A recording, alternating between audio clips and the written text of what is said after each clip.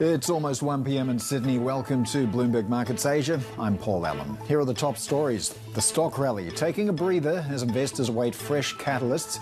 The PBOC loosening its grip on the yuan with the weakest fix since November, while Chinese banks keep prime lending rates on hold. Losses at Japan's Norinchukin Bank sending a warning to the world about lingering risks in the financial system as rates stay higher for longer.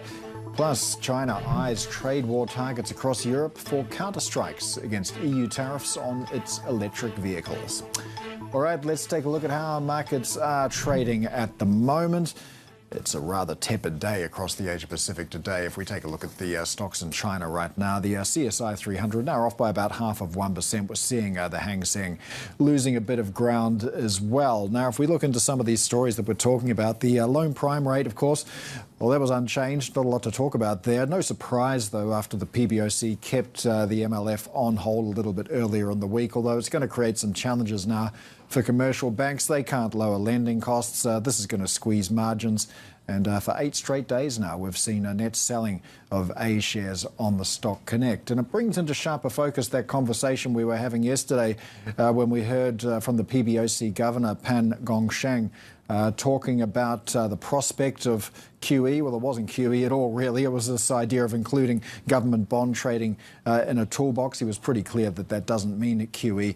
But the former PBOC advisor said, well, look, this taboo around QE should be shaken off. So perhaps with the loan prime rates on hold, the MLF on hold, that's bringing that conversation into sharper focus. I want to mention the yuan as well, the offshore yuan falling to its lowest level this year.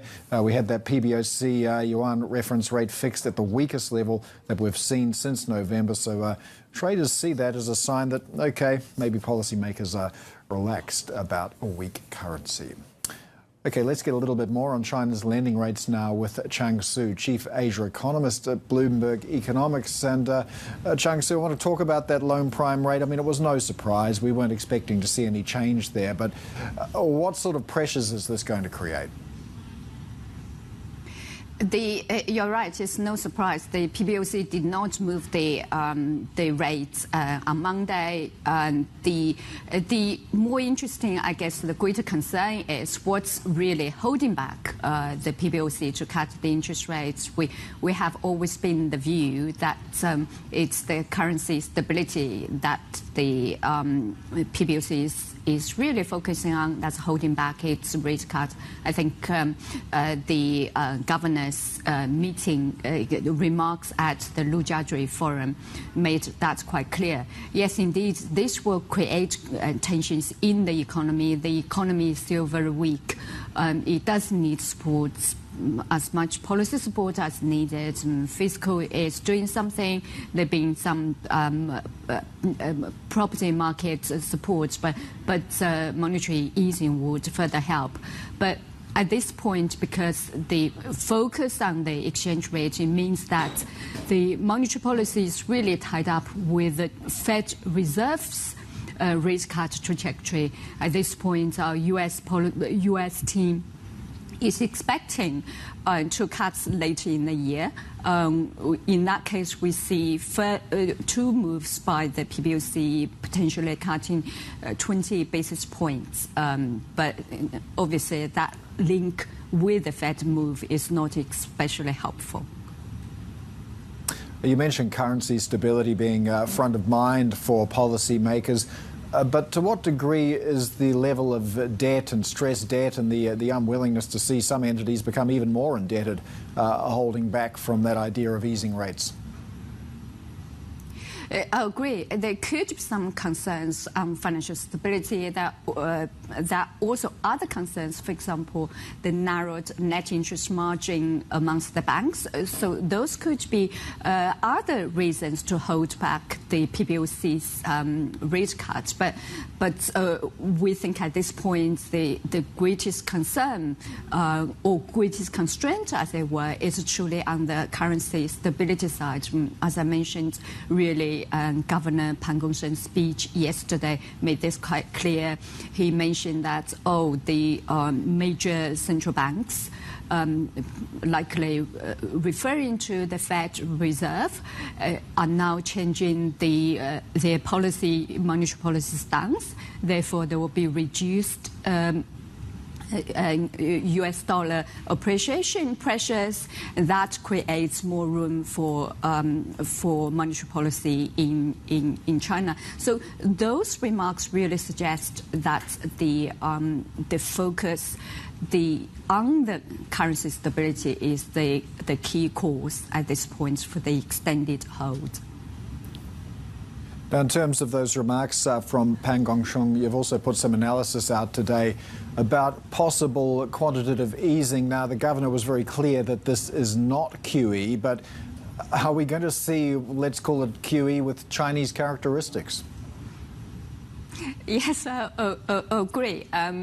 We are actually seeing some form of QE, perhaps limited or targeted QE, and that's not through the Treasury trading the market has been expecting. It's more through the PBOC funding program for the government's purchases of unsold homes.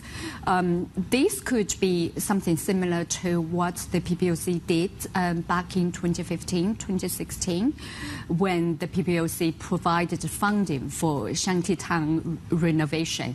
So it's yes, indeed, very much a QE of some sort with Chinese characteristics. What would the likely impact of this be if it went ahead? Is this the stimulus, perhaps, that the Chinese economy might be looking for? The approach is quite interesting. Certainly, you will provide support, liquidity to developers. But what this particular program is useful is in that it's trying to absorb housing inventory. Unlike some previous approaches, the government tried to promote it, building building for social housing needs, but this time it's rather than kind of building fresh inventory, built up even more inventory, this is absorbing inventory. So it's a useful approach. At this point, the scale is still relatively small. The amount we're talking about 500 billion yuan of lending that can be leveraged up to can only absorb under 1% of the housing inventory. We do see the government really wants to press on with the program and potentially scale up the program later in the year. All right, Zhang Su, Chief Asia Economist at Bloomberg Economics. Thanks so much for joining us.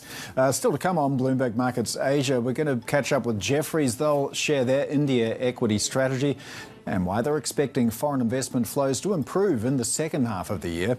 First, though, we're going to look at the dangers lurking in the financial system. Of course, Japan's Norinchukin Bank becomes one of the biggest casualties of higher for longer rates. We'll have that conversation up next. This is Bloomberg.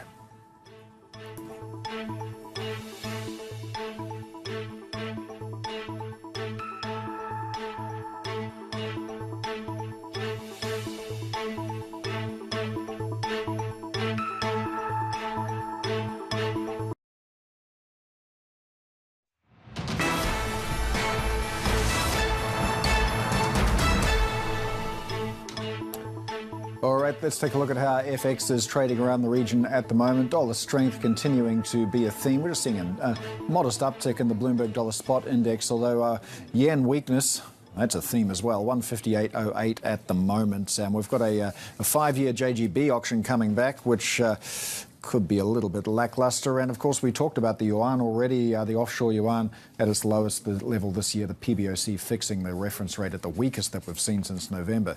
One bright spot here, look at the Aussie dollar, 66.77, that's 71. That's still holding on to those gains that we saw after the Reserve Bank of Australia decision on Tuesday.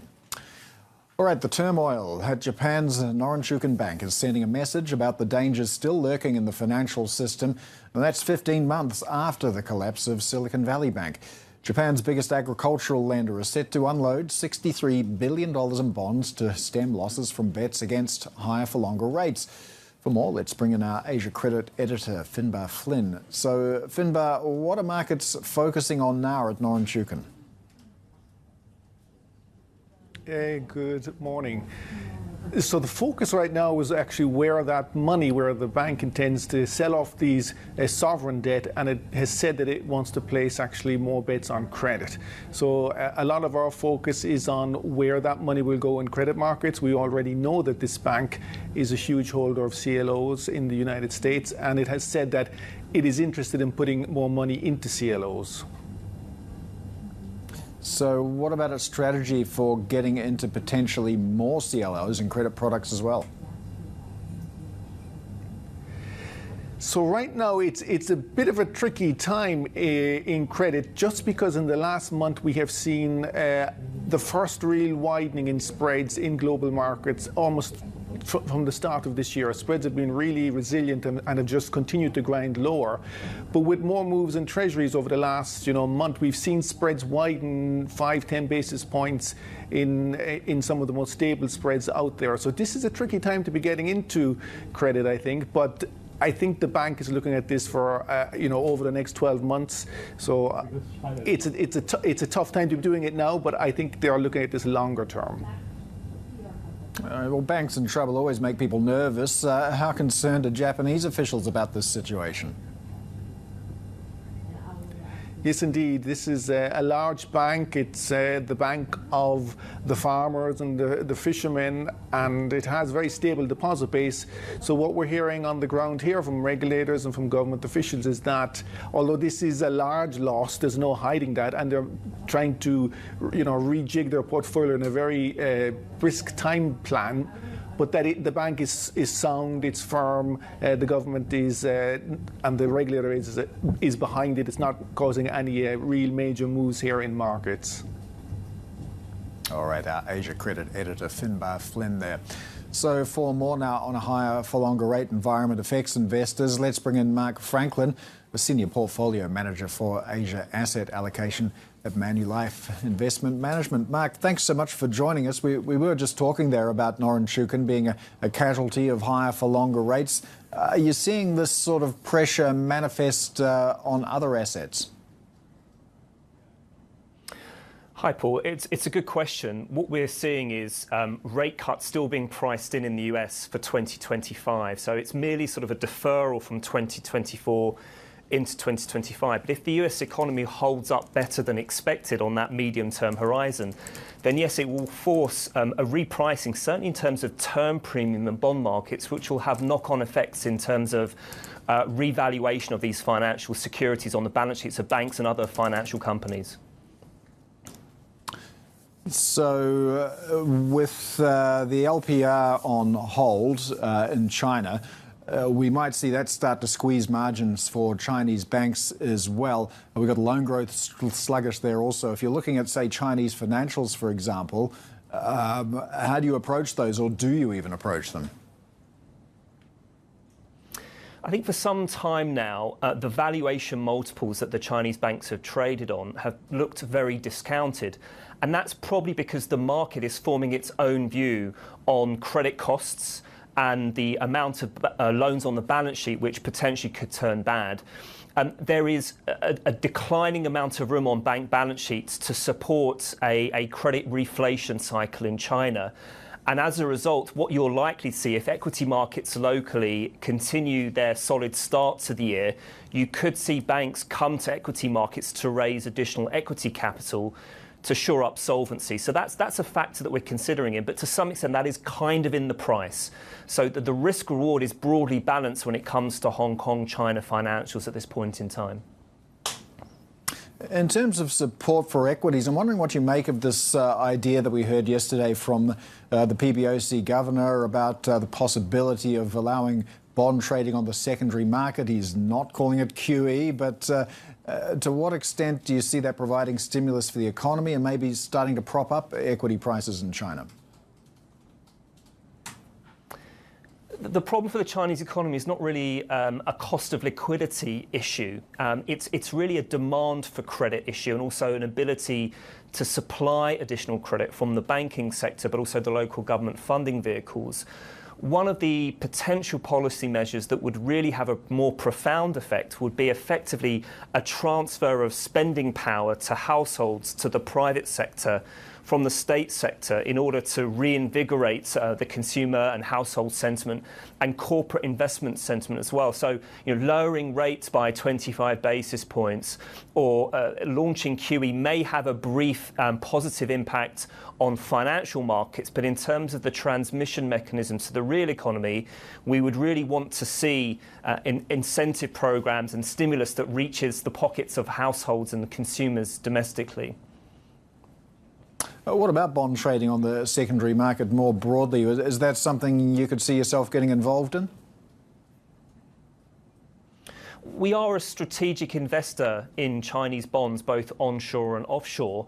We take a selective approach. We have a relative value approach. So we're identifying those securities and those issuers where the return potential is attractive, and we have a high degree of confidence in the credit worthiness of the issuer. Well, of course, casting a long shadow over all of this is the property market, and those problems don't seem to be going away particularly quickly. It's causing issues around consumption as well. But when you look at China's stock market more broadly, are you a selective buyer? Do you see anything there that you like, that you think has got some decent upside? We do think there are opportunities within the Chinese asset space. One of the areas which looks reasonable are the toll roads. They give you quite a strong and compelling income profile, a little bit less susceptible to gyrations in the growth cycle, have monopolies locally in terms of the concessions that they own and that they're currently operating. So from that point of view, if you have a more defensive mindset, there are sectors which have good total return potential. Then more broadly as well, we've always taken the view that given that the centre in Chinese politics is taking a rising share of decision-making power for the economy, we want to align ourselves with those sectors that have strategic focus, policy support from the centre for multiple years to come. So whether it's environmental technology, alternative energy technology, many of these stocks in these sectors have had significant pullbacks in the last few months from recent peaks. And so opportunities are opening up in sectors which have alignments with the centre and Beijing's policy approach for the next decade. Well, here in Australia, of course, we've just waved goodbye to the Chinese Premier Li Qiang, and with it, most of the trade strikes against Australia. That relationship's starting to look a little bit more normal now. But just as the sun sets on that, do we see now a new trade dispute between China and the EU opening up? Do you have any concerns about the risks there? It's an inevitability that there will be some kind of response from China after the European Union announced import tariffs, a range between 17 and 38% on Chinese exports of new energy vehicles. So it's inevitable that China will respond. What we're likely to see is targeted policy measures that will inflict the maximum amount of concern from the European side, but will have limited impact on the Chinese side because they can source imports from other exporters into China. So expect foodstuffs, whether it's pork for selected exporters in Europe or alcohol, whether it's brandy or cognac, and potentially also the automotive sector as well, particularly higher engine capacity vehicles. We're likely to see a retaliation, but for the time being, it will be targeted and relatively precise in terms of the Chinese policymakers' decision set. Yeah, we heard a story out of China today as well about the prospects for the US election. China seemingly has no preference for either a Biden or a Trump victory. But does that really speak to the idea that whoever wins, that relationship's still going to be a really tough one? If you look at the Biden administration's actions rather than words, we have seen a significant bipartisan consensus forming across the aisle in the US of the need to address the perceived asymmetries in the trading and the industrial relationship between China and the US economy. That is unlikely to change no matter who wins the November election. What it will come down to, though, is more style rather than substance. We saw under the Trump administration a high degree of headline risk, whereas the Biden administration is somewhat more circumspect in terms of its messaging externally and behind closed doors as well. But the Chinese policymakers are probably right to conclude that there won't be a great deal of difference in terms of the specific policy platform come December or January with the new administration that gets formed. Mark, just before we let you go, I do want to get your view on what next for the Fed. I mean, the consensus seems to be around 1, maybe 2 rate cuts this year. But is there a risk that this gets repriced because inflation's still sticky and the economy's still looking pretty strong in the US?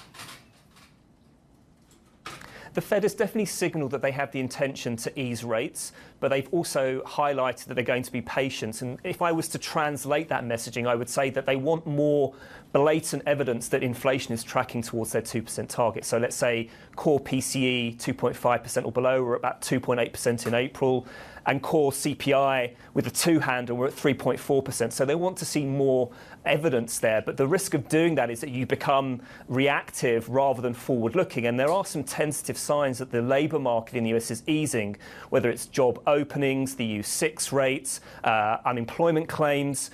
There are some signs that the jobs market is loosening. And so if you were to project that forwards, then they might want to start making a move now.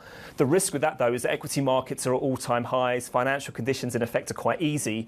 And they're worried about going too early from an easing point of view and then triggering a significant easing of financial conditions, which leads to a frothiness building up in financial assets again. All right, Mark Franklin of Manulife Investment Management, thanks so much for joining us with your views. We have plenty more to come. This is Bloomberg.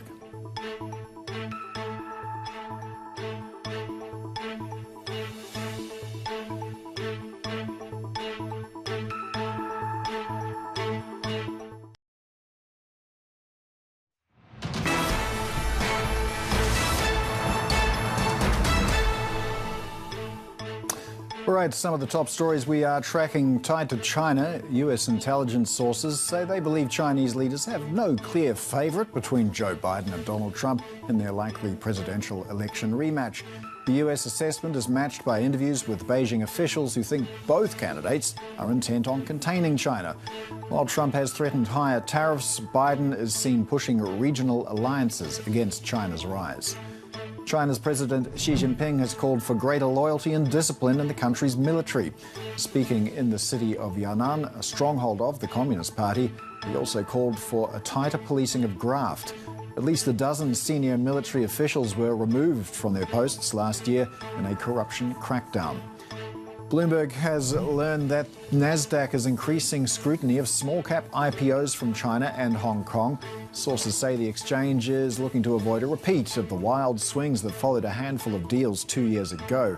Several of the applicants reportedly faced questions from Nasdaq centered on the identity and independence of pre-IPO investors selling shares in the listings.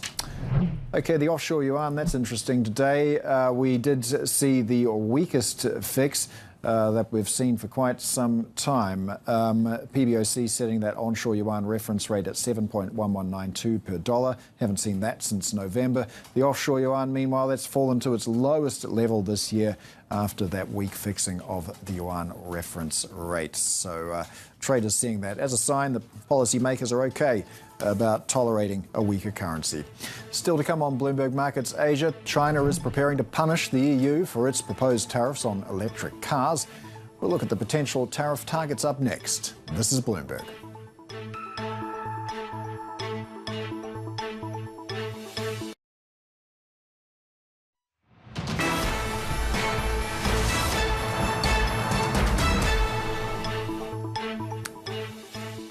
Welcome back. We've got markets in China just heading off to lunch. As they do so, it's with a modest risk-off tone. We've got the CSI 300 off by about 0.5% right now. We've got stocks in Hong Kong moving lower as well. We did, of course, have banks keeping the loan prime rate unchanged. That was no surprise. The PBOC had kept the MLF on hold earlier in the week as well. So that's very much in line with what we were expecting to see. But as we've been discussing, that's going to make life a little bit harder for China's banks because they can't lower their lending costs either without having their margins squeezed. So losing a little bit of ground in China today. Also losing ground the offshore yuan and the onshore yuan, as we've been discussing. Lowest fix there since November And we've got the offshore yuan now at its lowest level in 2024. Let's take a look at how things are tracking in Japan. Meanwhile, similar story, really. We've got the Nikkei off by about 2/3% at the moment. A weak yen, not doing anything to prop that up either. We've got the yen running at 158.09, and we'll be keeping an eye on today's sale of 5-year bonds in Japan as well. That might be a little bit more challenging because we've had the news that the Ministry of Finance is thinking about a plan to shift more issuance to shorter dated maturity bonds. So buyers might just sit out that one on the sidelines while they wait for a little bit more detail. And on that note, for a little bit more detail, let's bring in MLive strategist Mary Nicola. So what more do we know about this plan, Mary? Yeah, I think if we look at just what the BOJ is planning in terms of they're looking for, in general, they're looking to start unwinding their balance sheet. And that's really been the main focus for markets, is what will be the path. So we know from their meeting last time that they're going to unwind the balance sheet, but we just don't know yet by how much. And of course, they want to ensure that there's no disruption in the market. So as you said, there might be very tepid demand for this 5-year auction today. So that's likely to have an impact on JGBs. But at the end of the day, still the focus for the markets is on dollar yen and where dollar yen's going to be headed. Our market's still digesting, of course, these remarks by the PBOC Governor Pan Gongshung talking about government bond trading, saying that should be in the toolbox. It isn't QE. Let's make that very clear. What are the implications of the market here, though?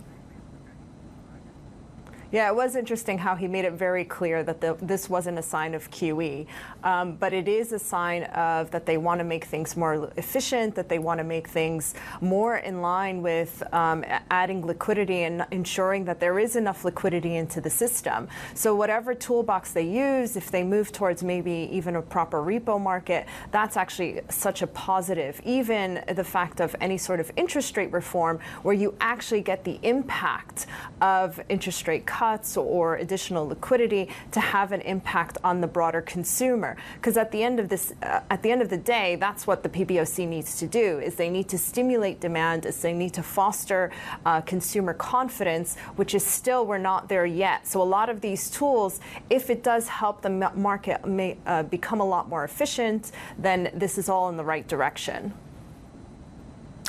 Well, we've got a loan prime rate today that was a non-event. We've got equities slipping. We've got the yuan slipping. Is perhaps something like this, something like an enhanced PBOC toolkit, is that the catalyst that markets might be looking for?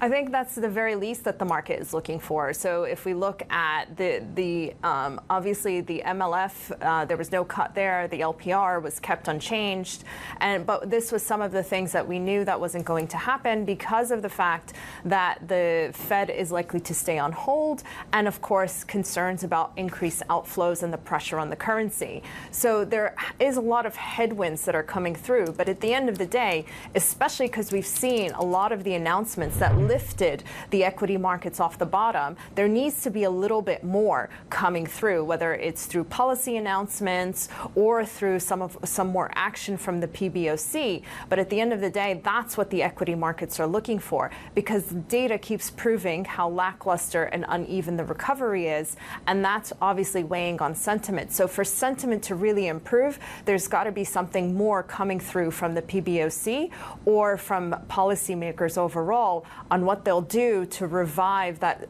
improvement in sentiment, to, of course, help that beleaguered property sector that's still weighing on growth. All right, Bloomberg MLive strategist Mary Nicola there. China, meanwhile, said to be preparing a series of retaliatory actions against the European Union for its proposed tariffs on electric vehicles. The likely targets include alcohol, cars and food products. For more, let's bring in our chief North Asia correspondent, Stephen Engel, in Hong Kong. So, Stephen, that sounds like a fairly understandable menu of items for China to target. What are we hearing? Yeah, well, we're hearing, and from hints through state media as well as from government officials, that they're going to target certain products in the EU, potentially target them, that would hurt the European Union more than it would hurt China. So we're talking foodstuffs, we're talking cars, we're talking alcohol. I mean, these are areas like, in particular, brandy, or in the French case, it would be cognac at the high end. When there's tariffs on alcohol, there's a huge glut right now on the global market of wine. So China could potentially go to other markets. Lo and behold, the trade action against Australia has now moved to a better state, right? There's been a removal of those Australian wine tariffs. So again, China can look elsewhere if they decide to put tariffs on, for example, French wine, Italian wine, Spanish wine, and also, again, cognac. Keep in mind as well, there's already Chinese investigations, dumping investigations by Beijing into pork, which would impact, of course, Spain, and also into brandy, which would impact France disproportionately. Now, there's not necessarily been any resolution on those probes into brandy as well as into pork. But again, like what we saw with Australia, there could be preliminary tariffs, before the probes are concluded. So again, there's a number of different steps. Automobiles is another very interesting one, because that is Germany's core competency as far as exports. Automobiles are their biggest ticket item export out of Germany. CCTV, state media, state broadcaster in China, already reporting that Chinese automakers are pleading with the Chinese government to take the most extreme measures possible, including upwards of 25% tariffs on European exports of larger engine automobiles. So the wheels are already obviously in motion here. Well, as we saw with the Australia experience, Steve, there were some things that didn't get touched, like iron ore, because China needed it. There's some products that might avoid China retaliation in this case as well. What's a big ticket item that is made in Europe that has a duopoly along with Boeing? It's Airbus, right? And right now we're hearing, of course, that the Chinese carriers are already in negotiation talks with Airbus for potentially a purchase of upwards of 100 wide-body A330 Neo jets. It's something, obviously, Airbus wants to do to kickstart that second generation of the A330, but it's also something China obviously needs. As we've definitely come out of the pandemic, there is demand for aircraft. And, oh, by the way, there's a moratorium on importing Boeing aircraft into China. So even though there's been hints in state media, there's been hints by the government that aircraft imports into China from Europe could be targeted, it's unlikely given the scenario that I just talked about. All right, Bloomberg's Chief North Asia Correspondent Stephen Engel there in Hong Kong. I just want to take a quick look at how the Philippine peso is tracking. Not too well, actually. We've got the peso approaching a record low at the moment. Where are we? 58.76.3 against the dollar at the moment. Weak peso is threatening to boost prices as well, keep interest rates elevated. So there are a number of implications here for this move that we're seeing in FX at the moment. So the Philippine peso, one of the weakest levels we've seen in a couple of years against the greenback. We're about 1/3% from a fresh record low against the dollar. All right, still to come on Bloomberg Markets Asia, we're going to hear why Jefferies India expects foreign investment flows to improve into India in the second half of the year. We'll talk market strategy next. This is Bloomberg.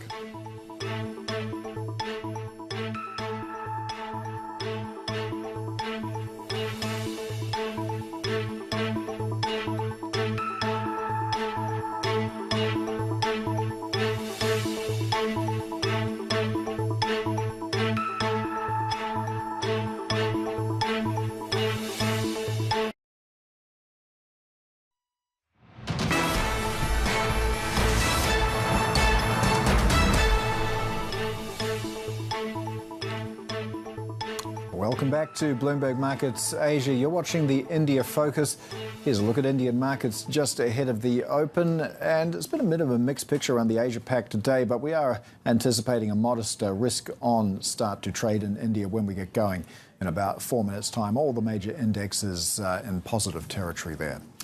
India's central bank, meanwhile, says the economy is maintaining its high growth pace of 8% plus, while volatile food prices are preventing inflation from cooling faster. And our next guest also sees foreign portfolio investment flows into India improving in the second half of this year.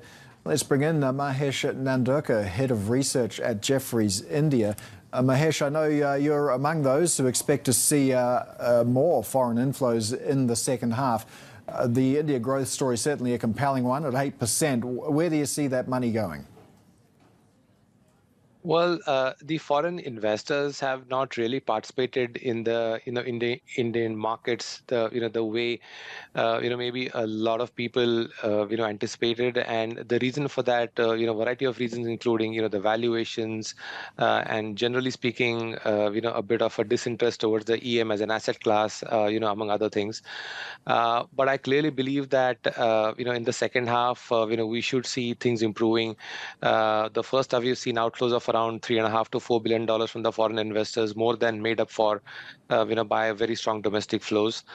In the near term, I do see a bit of a possibly a bit of a slowdown on the domestic side, and that's where I think the foreign investors will get an opportunity to get in. Where will that money go in? Our recent interactions makes us believe that while traditionally the foreign institutional investors have been focused in India on certain large caps and certain specific sectors like the private banks, the IT services, the consumer, but what's really playing out in India at this point in time is the capex cycle, which means a whole bunch of infra, manufacturing, power, and related sort of stocks and sectors doing pretty well. And I see that a large part of this improvement in the foreign flows could go towards these new sectors, new from the perspective of a typical FI ownership perspective. Yeah, those sectors are getting a lot of focus, infrastructure, electricity, etc. Are there some less noticed sectors, though, that you think might benefit from capex and foreign inflows? Well, I believe that, a lot of foreign investors are still not well positioned, in those sectors to start with. And one of the reasons is that, these are some of the stocks and sectors belong to the mid-cap category, a segment that many investors have not really looked at, from a, more longer-term perspective as such. But I think there has been a compelling improvement in the India's investment cycle, story from the bottom-up perspective. So I believe that incremental flows should go into some of these stocks and sectors. From I would say the valuation perspective, and from the liquidity perspective, the large private sector banks which have actually underperformed the benchmark over the last 6 months or last 1 year, and are also trading below its historical averages, would also be one of the point of attraction for this foreign money. Well, let's throw into the mix the possibility of 1 or even maybe 2 Fed rate cuts this year. Would that have the potential to supercharge the scenarios that you're talking about? Oh, definitely, yes. I would, say that the potential 1 or 2 rate cuts that you're talking about by the Fed will definitely help the Indian markets in 2 ways.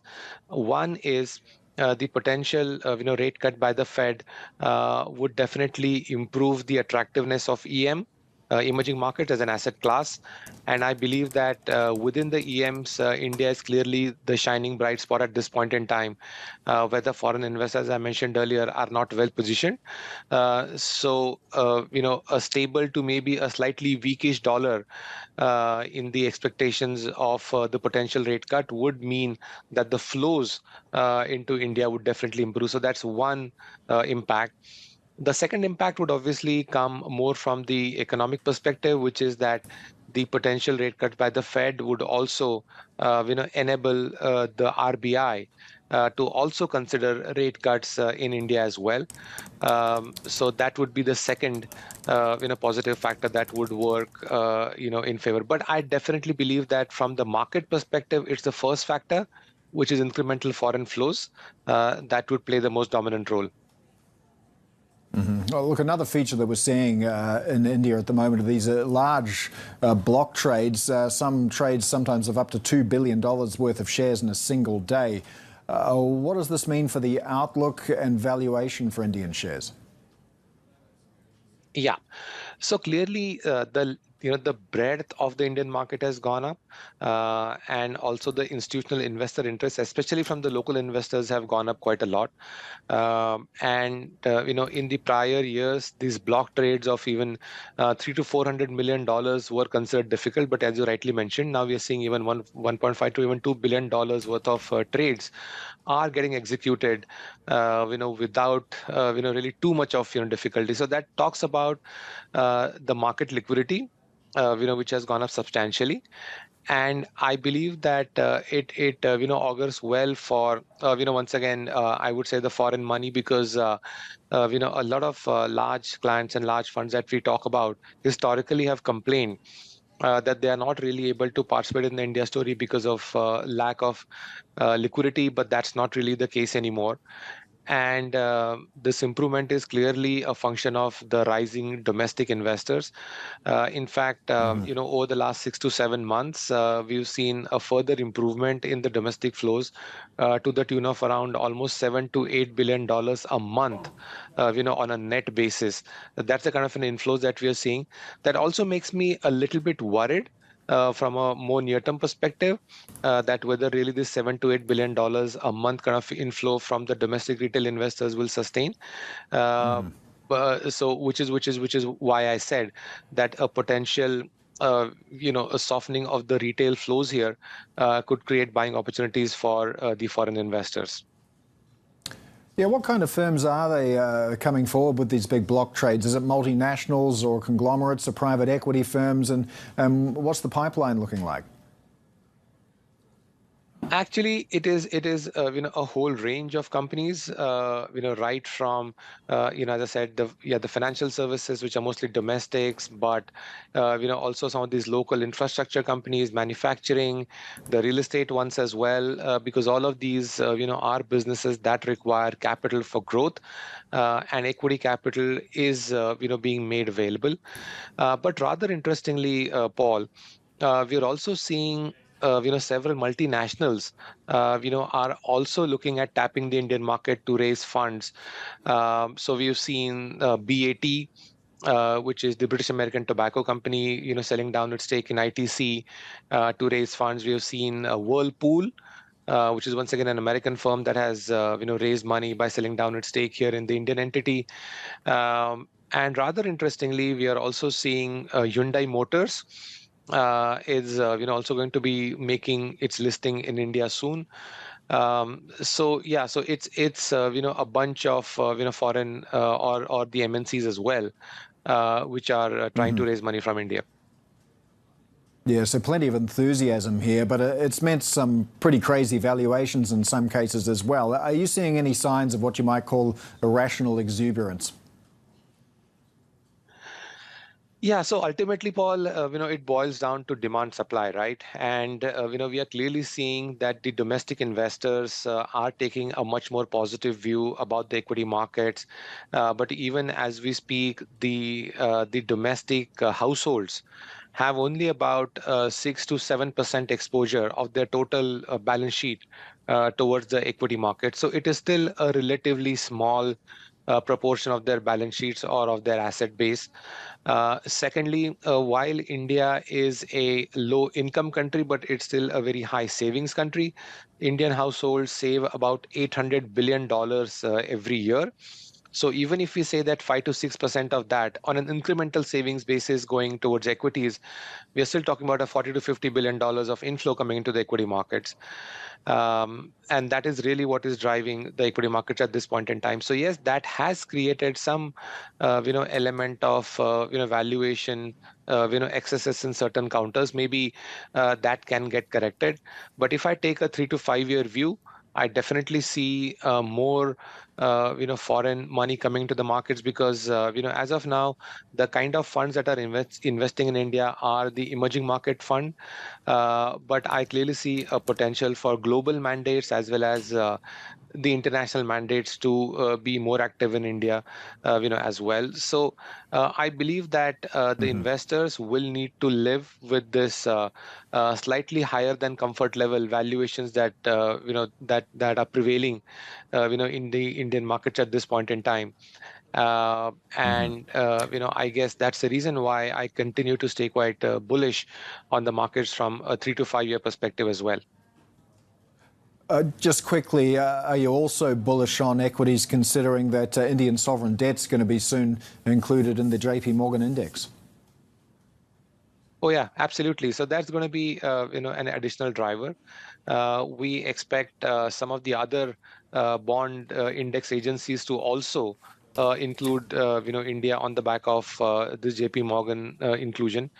And on a cumulative basis, we expect about 40 to 50 billion dollars, worth of inflows into the Indian, debt markets over, say, the next 2 to 3 years. We've already seen a part of that coming in since the announcement middle of last year. But I clearly see, a steady state 10 to 15 billion dollars of annual inflows to come in because of this bond inclusion as well. All right, Mahesh Nandok from Jefferies India. We're going to have to leave it there, but thanks so much for joining us today. We have plenty more ahead. This is Bloomberg.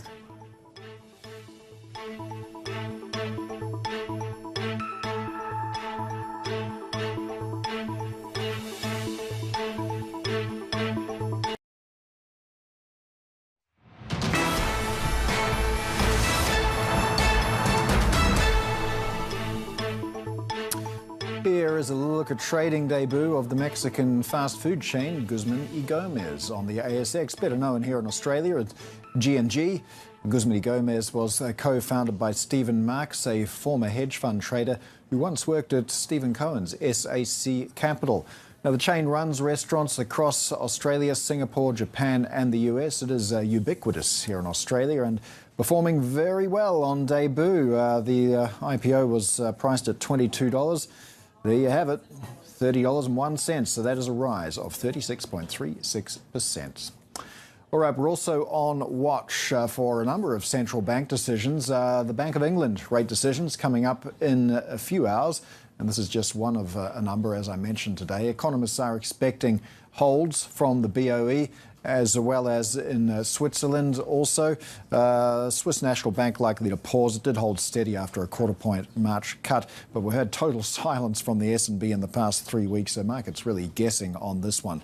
Bank of England seen staying put at 5.25%. Inflation has slowed to 2%, back to target. It's a bit uglier if you look at services inflation and energy prices, particularly with a risk towards year end. But the big risk in England, of course, the election on the 4th of July, polls suggesting pretty strongly that we're going to see a change of government there. Bank of Indonesia also back in our part of the neighbourhood in Asia. 30 out of 33 economists surveyed see a hold at 6.25%. A hawkish hold, though, because we've got a weak rupiah. It's the worst performer this month. It's off at a 4-year low at the moment. All right, let's take a quick look at how equities are faring and futures are faring across the region. Bit of a mixed picture. That is it for Bloomberg Markets Asia. Horizons Middle East and Africa next.